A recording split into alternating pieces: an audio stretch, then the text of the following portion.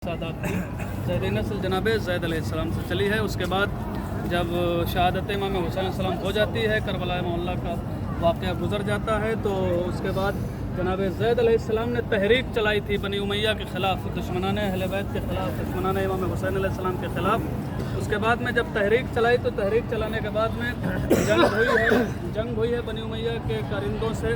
उसी जंग के दरमियान में जनाब ज़ैद अलैहिस्सलाम जंग करते आगे बढ़ रहे थे कि अचानक एक तीर लगा, और तीर लगने के बाद में जनाब ज़ैद अलैहिस्सलाम घोड़े से ज़मीन पे तशरीफ़ लाए, और उसके बाद में शहादत हो जाती है घर ले जाने के बाद।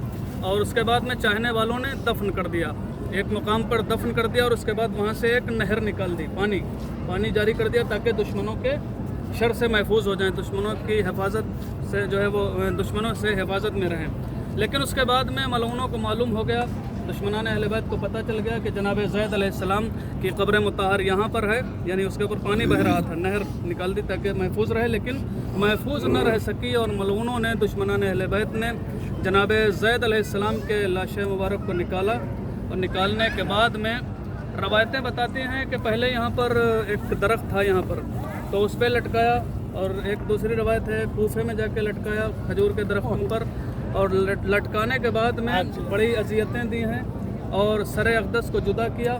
दूसरी रवायत यह है कि सर अक़दस को जुदा करने के बाद 4 साल शाम में भेजा वहाँ, उसके बाद में फिर वापस बुलाया यहाँ पर, और जो है लाशे को लटका रखा 4 साल तक।